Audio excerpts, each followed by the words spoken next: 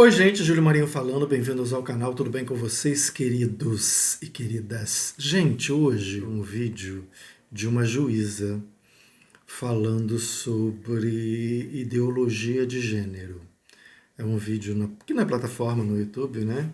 Eu não vou dar nome, não vou colocar link, não vou falar nada disso, não vou fazer nada disso porque eu não vou ficar dando palco para essa gente, até porque ela tem milhões de visualizações. Mas enfim, eu fiquei lá olhando os absurdos que essas pessoas falam e vejam como essa retórica ela é tão, ela é colocada de uma maneira muito sedutora, né?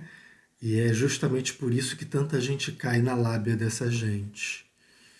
E é disso que vamos falar aqui hoje.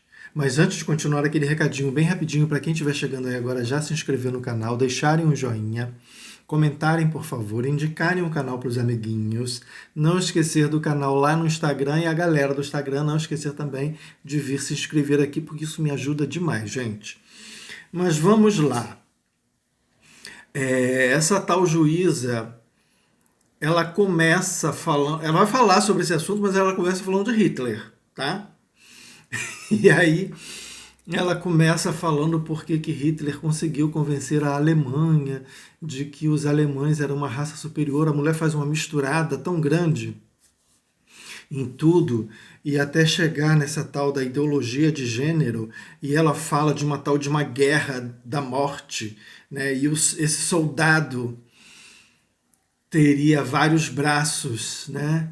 E um desses braços seria a tal da teoria de gênero, mas os outros braços seriam pedofilia, aborto, homossexualismo, porque eles não falam homossexualidade, eles falam homossexualismo, que é para dar essa ideia de doença mesmo, né? E aí eu tava tentando fazer um paralelo entre o que diz a direita cristã, né, sobre essa tal da ideologia de gênero, e o que diz a teoria queer, né, onde tudo é construção social. A direita cristã, é engraçado que eles adoram falar de ciência, né, quando lhes convém.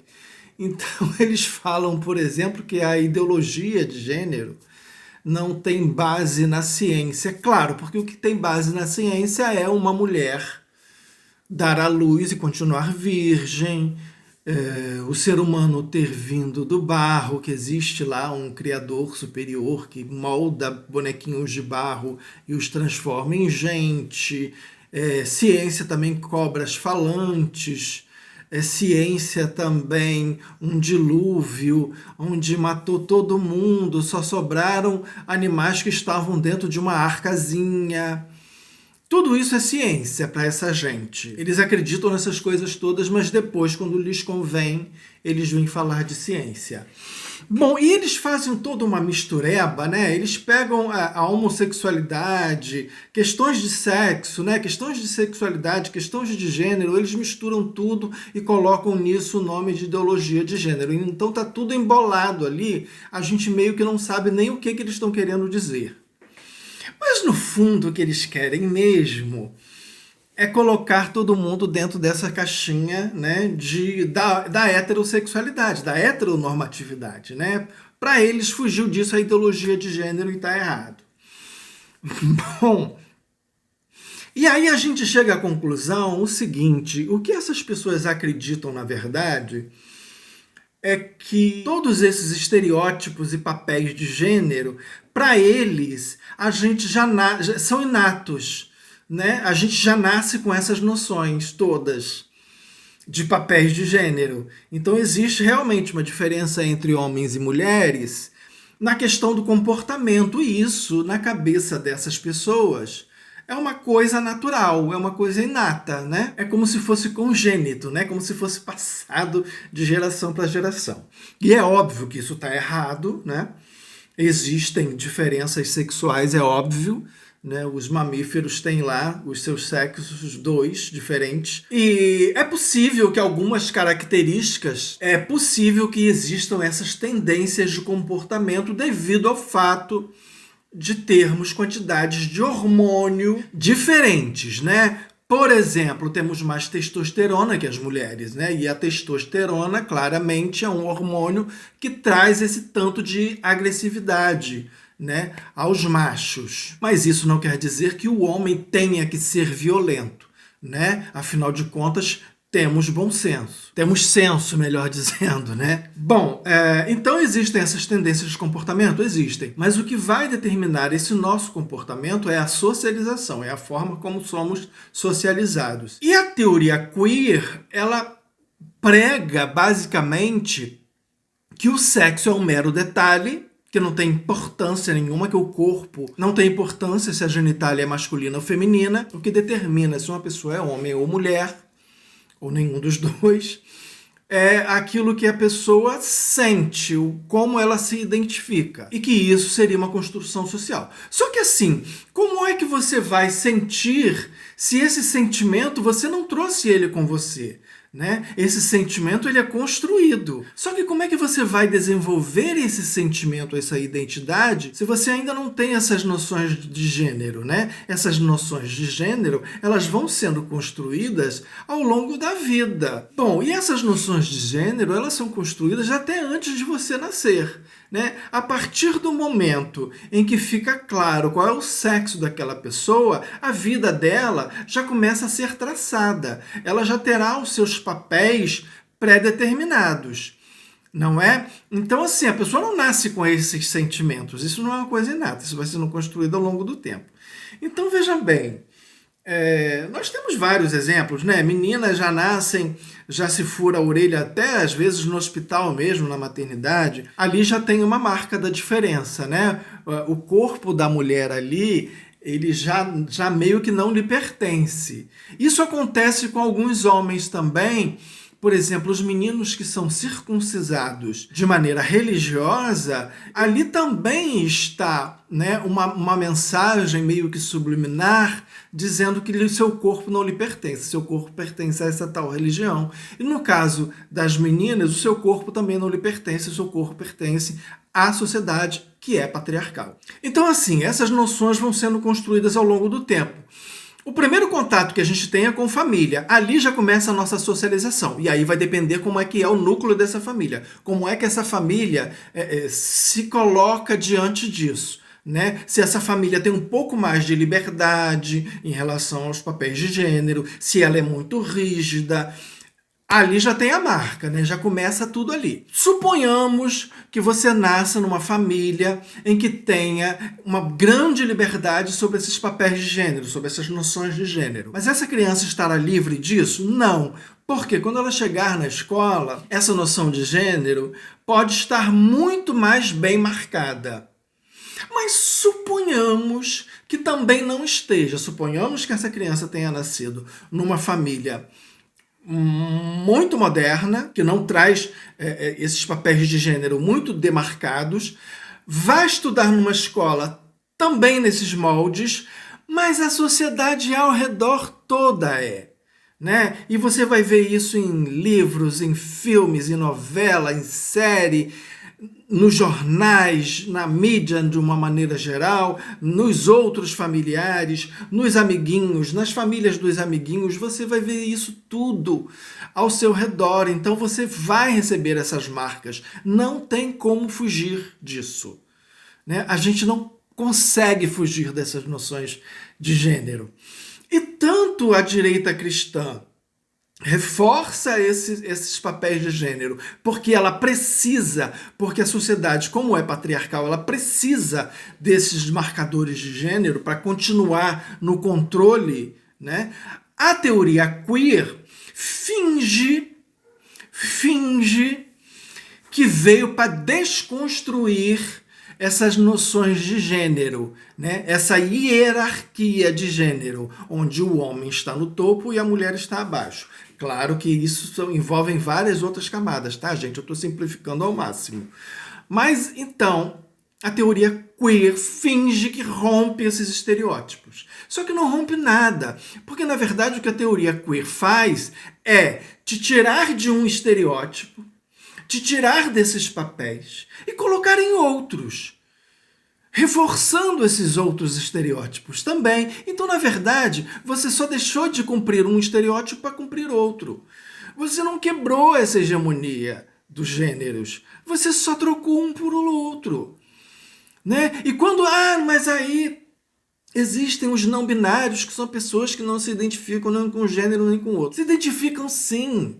Primeiro que já começa dizendo que não se identifica, e aí a justificativa são justamente os papéis de gênero. É a reafirmação desses papéis de gênero. Porque as justificativas são as seguintes. Porque quando eu era criança, eu era uma menina que não gostava de vestido, não gostava de brincar de boneca, não gostava disso, não gostava daquilo. Coisas de menina. Então já marcou que existem coisas de menina. Tanto é que não se identificava. Ou, no caso dos meninos, a mesma coisa, né? Eu era um menino que não gostava de jogar futebol, eu era um menino que não gostava de brincar de carrinho, eu gostava de brincar de boneca. E aí, para essa pessoa, ele ali quebrou essa noção de gênero. Não, só trocou um pelo outro, sabe? Porque não existe essa pessoa que não se identifique com um ou outro estereótipo, porque esses estereótipos, eles estão entranhados na sociedade. A nossa sociedade inteira, ela é baseada nisso, então não tem como fugir, a não ser que você viva numa ilha deserta, né? Tenha sido criado por, sei lá, macacos ou lobos, e aí você não vai ter essas noções de hierarquia de gênero. Então assim, gente, não tem como fugir disso. O que a gente pode, né, a tal da desconstrução que a teoria queer tanto almeja, tanto glorifica, e que é praticamente impossível, porque você não vai desconstruir alguma coisa que foi construída ao longo de toda a sua vida, né? Ainda mais que as marcas são muito mais fortes quando são feitas lá na infância, né? Talvez quase tudo quase toda a nossa personalidade é construída ali. Claro que a gente vai, né, moldando ao longo da vida, mas quase tudo, a base toda é construída ali na infância, não tem jeito, a gente não tem como fugir disso. Sabe? A gente pode se policiar em alguns momentos em relação a algumas coisas, mas a gente não tem como desconstruir tudo. Isso é impossível. Você não seria como se você, sei lá, formatasse o seu cérebro, não tem como. Já está tudo ali, né? Eu repito, a gente pode se policiar e tentar, né, desfazer alguns mitos, alguns desses estereótipos, alguns desses papéis, a gente pode tentar fugir deles, mas não dessa forma, porque fugir de um estereótipo para cair no outro é a mesmíssima coisa. Né? É a mesmíssima coisa. Então, o que, por exemplo, um homem hoje pode tentar fazer para desconstruir essa socialização que ele teve? No caso dos heterossexuais, principalmente, que é onde esses papéis são mais bem marcados, é um menino, por exemplo, tentar não enxergar o corpo feminino como se fosse uma coisa que lhe pertença, não enxergar a mulher como se ela fosse inferior a ele, como se ela tivesse à disposição dele. Se for uma menina, tentar perceber que ela não precisa recorrer, né, a certos truques, né, como maquiagem, ela não precisa se mostrar bonita, ela não precisa se mostrar disponível o tempo todo, tentar romper essas barreiras, que é uma coisa muito difícil, mas é possível se a gente tentar bem. Então vejam que nós temos duas visões diferentes, né, sobre gênero, onde um lado pensa isso como sendo uma coisa inata, e um outro lado que pensa isso como se fosse uma construção social, e é mesmo, mas não levando em consideração o fator biológico, não levando em consideração o corpo com o qual essas pessoas nasceram, não levando em consideração a questão genital, a questão do sexo, como se isso também fosse uma construção social, né, coisa que não é, como se a sexualidade inteira fosse uma construção social, quando não é. Existem sim coisas que são inatas, existem sim coisas que são tendências muito bem marcadas, né? A orientação sexual, por exemplo, é sim uma coisa inata, nós nascemos, né, isso já provado com alguns estudos que existe uma tendência muito forte, né, à homossexualidade. Então existem esses marcadores, eles estão lá, eles existem, eles não são apenas construções sociais. É óbvio que a socialização, o meio onde você vive, a cultura, o meio, né, o meio que te cerca, vai influenciar de alguma forma. Mas isso é óbvio, né? Isso influencia em absolutamente tudo. Mas que existem marcadores pré-determinados, existem.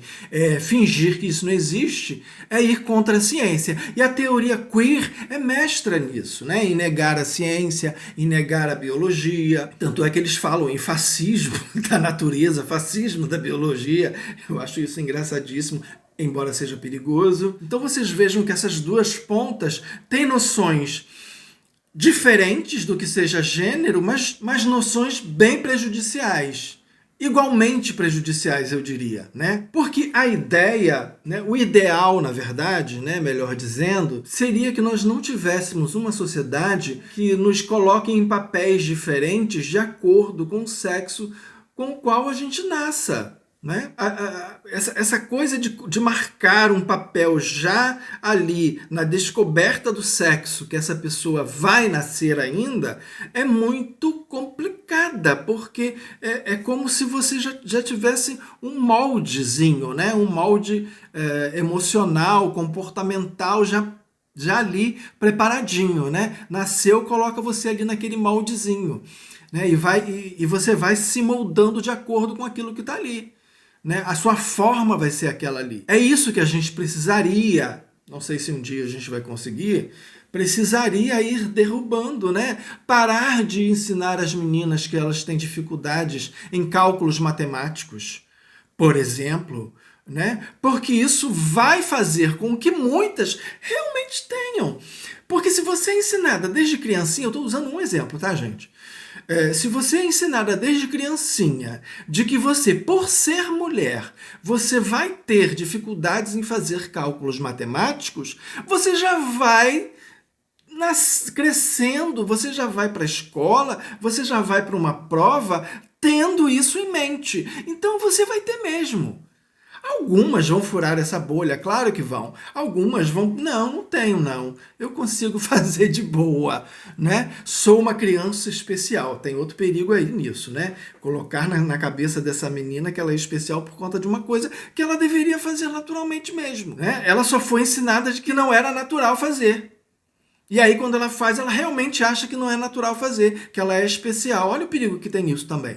Não é? E parar de ensinar aos meninos de que o fato deles serem mais rápidos, de que o fato deles serem mais fortes fisicamente, os torna superior em tudo. Não é assim. Não são superiores por conta disso. Bom, então o que a gente precisa tirar disso tudo? A gente precisa, primeiro, entender que sexo é muito importante, que o corpo é muito importante, né? Que as genitálias são muito importantes, que essas noções, esses papéis de gênero devem ser abolidos. A gente tem que fazer o possível para lutar contra isso, para lutar que meninas sejam ensinadas de um jeito, meninos sejam ensinados de outro.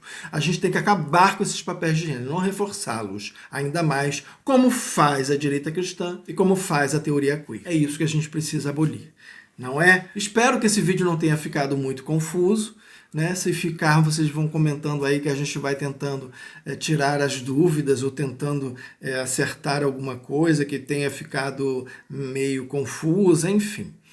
É assim mesmo, é um assunto complexo e às vezes a discussão fica meio caótica. Bom, queridos, lembrando que amanhã tem vídeo novo, porque aqui nesse canal todo dia tem um vídeo novo. Era isso e até amanhã.